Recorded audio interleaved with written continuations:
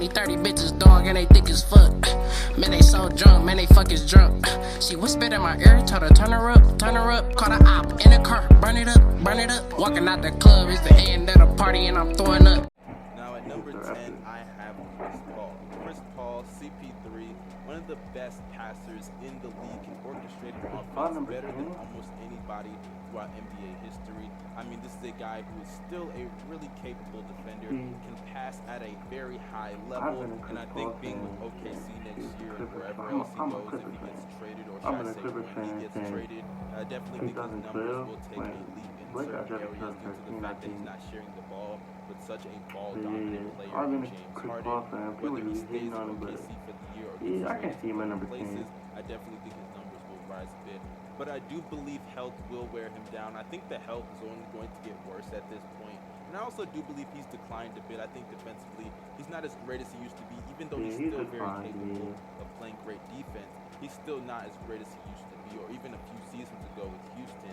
And I definitely think that as a scorer, he's gotten down a little bit. You saw it in the playoffs. He was very inconsistent at times outside of Game 6. But regardless, still a top 10 point guard. But moving on to number 9. At number 9, I have Kyle Lowry. Kyle Lowry last year definitely did struggle in the regular season, but in the postseason, when the time was right for him, especially in the finals, he stepped up and showed out. Now next year, I don't expect the Toronto Raptors to, be an amazing team or an elite team, and I definitely think a lot of that does fall on the shoulders of Siakam and Lowry to lead that team to a potential postseason seeding. But I definitely do think that Kyle Lowry will have a relatively solid season. Could be an all-star, maybe might not be an all-star, but he can shoot the three ball at a really high level. Last year was kind of a down year for him.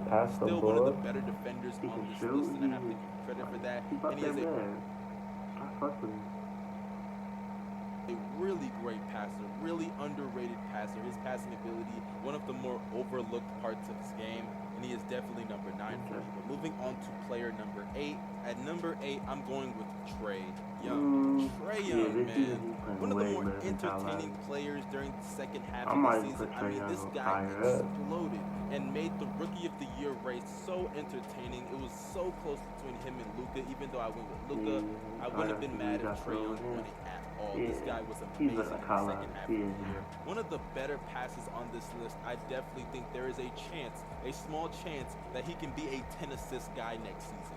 I also think that John Collins' production has been getting so much better, and last year showed a lot of improvement, and a lot of that was due to the ball handling and playmaking ability that Trae Young displayed last season. So I definitely think that Trae Young is a top 10 point guard, and I think that next year he will get better, adding a player like DeAndre Hunter to help him on the wing defense, because we all know that's not Trae Young's strong suit. He can be a defensive liability. I definitely think that will help. The addition of Cam Reddish and all those other players should help Trae Young's efficiency. Hopefully his shot selection gets better. And honestly, if I could just give him 3 tips to get higher on this list, the only reason that he's not higher than some other guys, defense, obviously, shot selection needs to definitely get better, and the turnovers. If he can fix those 3 things, he could definitely even enter the top 5 sooner rather than later.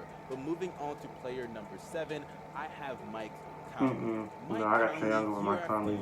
I got Kyle Lowry game over my Conley too. I mean, he is definitely one of the better defenders at his position. The way he's been playing this season, rather efficiently, can shoot the 3 ball, shows up in the postseason. I mean, just look at what he did against the San Antonio Spurs last season in the playoffs. Is consistent with every single opportunity that he's given. And I think in a backcourt with him and Mike Conley, they will be one of the better backcourts in the NBA next year. But the only concern that I do have for him is health, as he did come off of an ACL injury and has had other injuries throughout his career. So I definitely think those are cause for concern for him. But yeah, top 10 point guard, one of the more overlooked players in the league, definitely has the contract, but doesn't have the respect that he deserves. But moving on to player number 6. At number 6, I have the one and only Ben Simmons. Now, I know everybody kind of just hates on Ben Simmons. It's just the thing to do. I laugh at the memes too. I even make my own. This guy is a walking meme. with how he just doesn't attempt three-pointers. Okay, But he is still one of the better players in the league I and is don't a know. top Like 10 you could point say, guard and deserves to be number 6. And if he can fix some of those flaws in his he's game, better than such as the Dame lack at of times. aggressiveness, such Nah, as you the terrible can't. shooting Nah. from the free throw You line, can't say he and doesn't just Kyrie the lack either. of shooting Kyrie is too period clutch. from He can the score whenever field, he from wants. the three-point line, from the Dude, mid-range. Ben I mean, Simmons did a this guy three-point just shot doesn't like attempt anything if he outside starts of the shooting like restricted area, and that is a huge problem, especially when you're sharing I the don't court even with know. Joel If he just Embiid. gets a But I three-point shot, still bro. think that Like you his see impact Giannis. on the Giannis is taking defensive threes side of the now. ball, Like he along don't be with his shooting hella, but playmaking he be and his shooting every size, once in a which gives while, him a right? huge advantage So in the Ben Simmons just NBA takes one today. every once in a I while. definitely I'll think that put him those are over more Dame than and enough Kyrie. reasons to warrant He his starts spot hitting on threes. this list. But moving into our And I'll top put him on 5, Westbrook at too. number So 5, I have Kemba Walker. Kemba Walker last year had a career season, and I think in Boston if next we're year, basing with off of how less he's playing this controversy season, and players like Kyrie Irving being I gone, can give also you Al more Horford leaving, I do think Kemba I Walker don't will know, to assume be the honest. I position don't know, of cause the leader of I the wouldn't Boston pick Kemba over Celtics, Ben assuming Simmons. that Probably guys like like playing 2K Jason or Tatum or something. Jaylen Brown don't have like some kind of huge breakout But he season, has but I just definitely going think to a pretty guy good like this Kemba season. Walker He has started a off lot like to the prove first to two games prove that bad, he is a winner and then he and just he can get the was job playing really done good and after lead a that. team to the postseason consistently year Yeah, after year after I year. don't And I know. definitely think I that wouldn't Kemba be Walker mad if will he said rise Ben up to Simmons the over plate. Kemba, And even but though I'm not a huge fan of him being in Boston and Boston's scenario and how they're handling a lot of those young guys, this is a guy in Kemba Walker he's who one can of the shiftiest facilitate players better in the than a league, lot of probably players top on 2, this top list. 3. And though defensively he isn't that great whatsoever, and I would argue can be a defensive liability due to his size, I definitely think what he provides offensively in terms of facilitating and handling the ball, spacing out the floor and scoring, and definitely when you look at his numbers, he warrants being in the top 5 for next season. But moving on to player number 4, I have Russell Westbrook. Now I know this may piss off some of the fan base of Russell Westbrook, but after what we saw last year, can I place him any higher than the guys that I'm going to mention later on? I just can't do that, especially for player number 3. But when you look at Russell Westbrook, definitely one of the better athletes in the NBA has ever seen, can facilitate just as good as a lot of people on this list, arguably the best facilitator. And though defensively he doesn't try all the time, when he wants to, can be one of the better defenders on this list. And I would comfortably say even can be the second or even the best defender when he does try. And that's always the problem. He doesn't try. But the reason I don't have him higher is for a multitude of reasons. For one, he turns the ball over at a historic rate. I mean, just terrible turnovers up and down everywhere you look at this guy, which ties into his poor basketball IQ, which results into terrible shot selection, especially from the three-point line. He can just shot chuck and shot chuck, a pure volume shooter. And also, let's be honest here, after what we saw in the postseason last year, I cannot give him a pass. I cannot give him a pass for the terrible performance that he just showed in the postseason last year. When you just had an MVP candidate in Paul George and you lose to the Portland Trailblazers and get outperformed by the player that I have at number 3, which wraps up Russell Westbrook for number 4. Moving on to number 3, the guy that outplayed him, Damian fucking Lillard. My guy, Dame Dollar.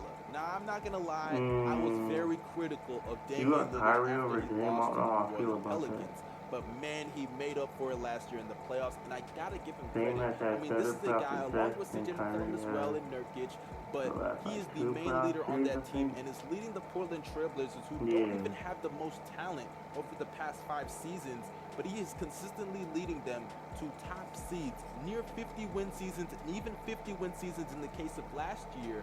And he is doing it year after year after year, getting past the first round at times, second round at times. I mean, this is a guy that is always overseeding a lot of people's expectations in the regular season, and he can score very well, a very efficient score, or as efficient as he can be based on his situation, can shoot the 3-ball, can facilitate really well.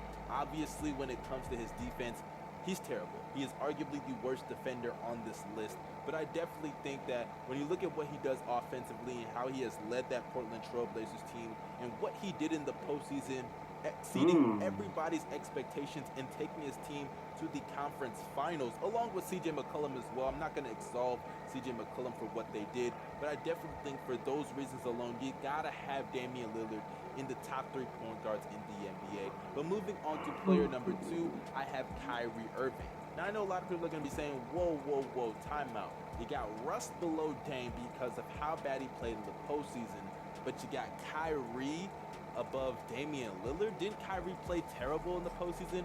Well, yeah, he did. Kyrie did play bad in the postseason, but it's not all on Kyrie's fault why the Boston Celtics struggled last year. I definitely think in the postseason, that's all on Kyrie. Don't get me wrong, he played bad, and he needs to own up to it. But I do believe that Kyrie as a first option is just not going to win a series like the Milwaukee Bucks. I'm not going to lie to you, he just can't do that. And I definitely think that as a second option, even though he's not going to be the second option next year, but moving forward as a second option to Kevin Durant, he will definitely excel and show us the Kyrie of Cleveland that we all love to see. And I definitely think that a lot of people put too much blame for what happened in Boston last year. But how he You got played last Gordon Hayward season? coming back way too early and being put in the starting lineup. You got Jason Tatum and Jaylen Brown's minutes getting fucked up because Gordon Hayward is in the starting lineup. You got Jaylen Brown, who's very inconsistent and definitely showed that last year. And then you got Jason Tatum thinking that he's Kobe Bryant. I mean, come on, it was not all Kyrie. But I think next year in a new environment, being at home in Brooklyn, I think he will lead that Brooklyn Nets team to a top 5, even maybe top 4 seeding in the Eastern Conference, which is very top heavy. And if he can do that, that should warrant him being number 2 on this list.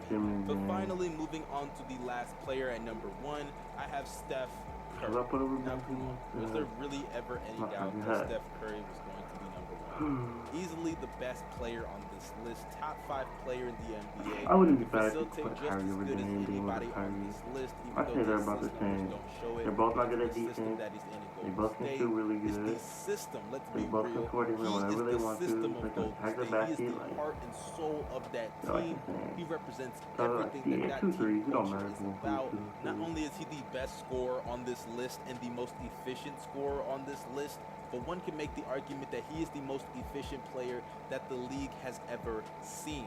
And I think that next year when you look at Steph Curry, I think that he will put himself back again in the MVP conversation where he rightfully belongs. And all the people that praise Harden for having the carry job and having this load on his back over the past couple of years, I think you better praise Steph Curry. Keep that energy for Steph Curry because I think he's going to be an MVP candidate once again. And I'm not going to say he's going to win because that's going to spoil the videos that I'm going to make. But I definitely want people to keep that exact same energy when Steph Curry shows us once again why he is not only the best point guard in the NBA, but why he is arguably the best player in the NBA just on his impact alone. Now, obviously, I wouldn't say he is the best player, but he's going to show us why a lot of people thought he was better than LeBron James. But that concludes this series. Make sure you drop a like down below. If you enjoyed all of these videos. So, that was a cool video. The only thing I disagreed with was Mike Conley over Ben Simmons, Kyle Lowry, Trae Young. Like, I was just fucking with it. But yeah, if that wraps up the video, I'm about to do shooting guard next. But yeah.